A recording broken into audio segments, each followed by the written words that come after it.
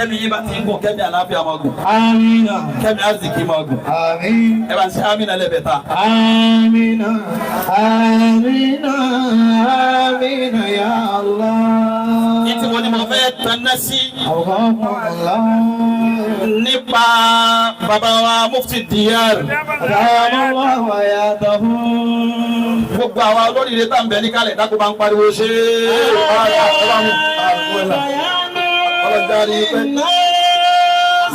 Allahu akbar.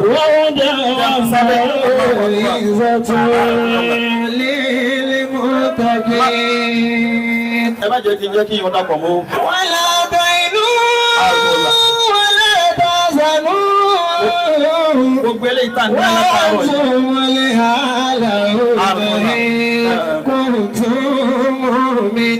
owó ní gbogbo àwọn jàmáà ń fún mi látàárọ̀ á sì kí gangan bàbá fún mi. Wala tahinu wala tahzanu. Ọlọ́mọ́sàjà rí yín pé La tahinu wala tahzanu. ó kù ìṣẹ́jú márùn-ún. Áyà tí mo fẹ́ wí yìí mọ́ ké o. Al-Qur'ani sọ yìí pé wa fil ardi ayatun lil mukminin wa fi anfusikum afala tubsirun.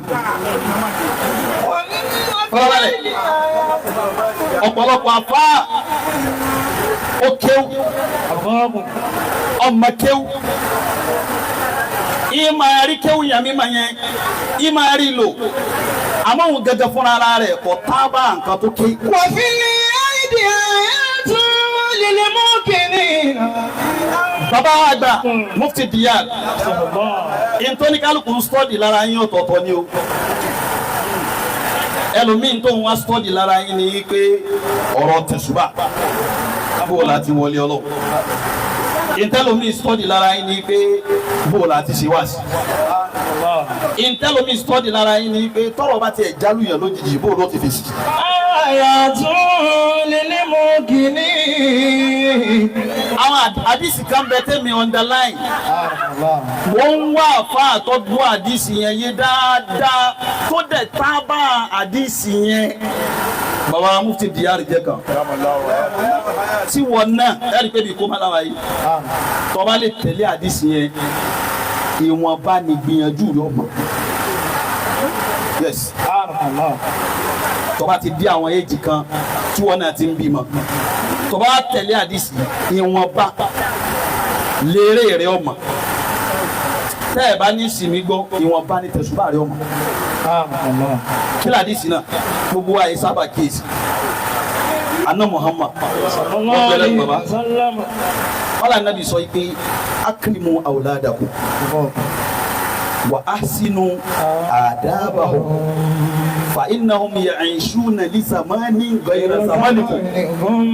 Akrimu awladakum. Wọ́n là nàbì sọ pé àwọn ọmọ tẹ́ ń bí ẹ pọ́n wọn lé dáadáa o.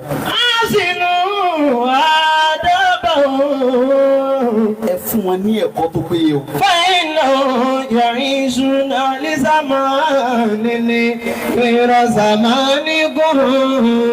Gbogbo àwọn ọmọ tẹ́ ń bí yẹn generation táwọn fẹ́ lò yàtọ̀ sí tọ̀dọ̀ tí ẹ wá tó àwọn ọmọ yín nítọ́ tí wọ́n máa bá generation yẹn mu. Akrimu awladakum wa ahsinu adabahum. Máa balẹ̀ fàkínní yẹn wá lórí pé mi náà fà wá lẹ́gbàá tó ti dá.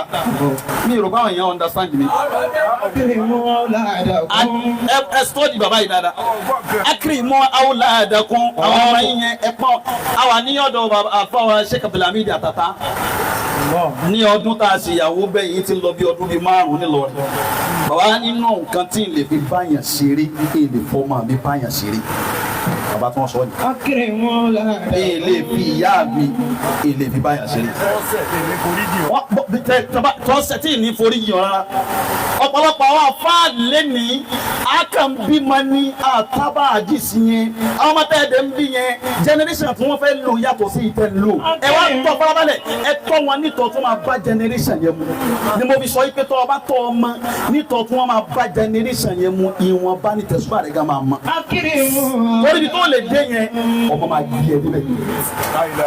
Níbi tó lè wọ yẹn ọmọ máa gbé ẹ wọ bẹ̀. bí ọ̀pọ̀lọpọ̀ yẹn bá sọ́ọ̀dì bàbá mufti lẹ́ni àti bí wọ́n ti ń bá bọ̀ wá lánàá ìrìn àjò tí tábà àti bàbá mufti tábà àdìsí tí ń sọ yìí.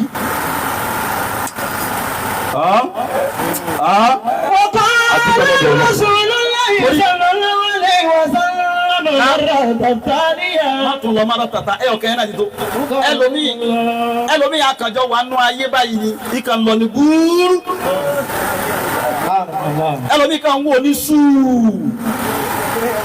Báwo ni àwọn tí aláàgbà ní aṣáájú àwọn tá aláàgbà ní bàbá tá a pè ní mọ̀tàlùlẹ̀ àlá báwo ni wọ́n ti rìn? Bákan ni wọ́n ti rìn lọ́nà tẹ̀sùbà ìkànnù. Báwo ni wọ́n ti wá rìn níbi ọmọ títọ́? Ta ni ẹnu ẹ gbà lẹ́ni tí ó ní Mọ̀lánà Sheikh Suleiman Al-Miskinu Billah bàbá mufti Diyar tá a sọ yìí pé wọn ọ̀rọ̀ ọmọ tó.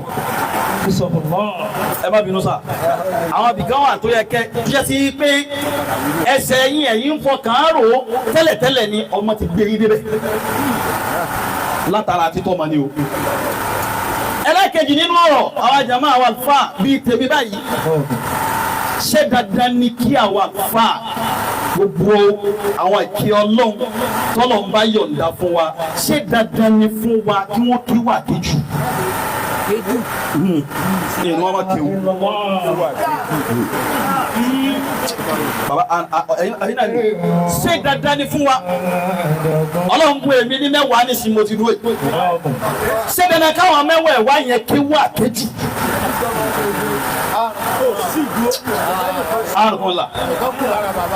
Ọlọ́run járí pé Ọlọ́run fún wọn ní mẹ́jọ ó fún 12 gẹ́gẹ́ bí tanakawu wa tanasalu fa inni mukafirun bikumul umama yawmal qiyamati gbogbo wa jòkó ti gbé ẹ máa bí wọn máa bí wọ́n ti wá bí mo ti bí tó pọ̀ yẹn ṣé dandan ni kí wọ́n ké wà kejì? Pọ́blẹ́mù tí ń fa wàhálà fún wa ni wípé àwọn àfa ọ̀pọ̀lọpọ̀ àwọn ọmọ wa ń ké wà kejì. Ẹ má dájú gbogbo wọn kọ náà bìkan náà. Ẹ wo iṣẹ́ táwọn àfa àwọn bàbá wa ṣe lára bàbá ọlọ́mọ lẹ́nu nísìnyí. Àbújá Sódìjà fà lọ́wọ́.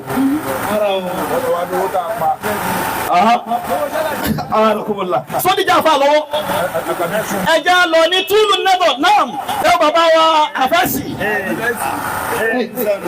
Ọlọ́njàre pẹ́ Sódìjà fà lọ́wọ́ jẹ́ kó máa rí ó kéwù jọ makéwù jọ ní mímọ́ kọ́ wá sí mi gbọ́n ọlọ́mọ fún rẹ̀ ọlọ́mọ mi tọ́ tèmi ni jọ máa rí ó kéwù jọ makéwù kó ní mal Quran tó bá ti foundation rẹ̀ bá ti dá nípa mímọ́ kò síbi tó lè dé nínú ayé tí wọ́n lè convince sí ẹ̀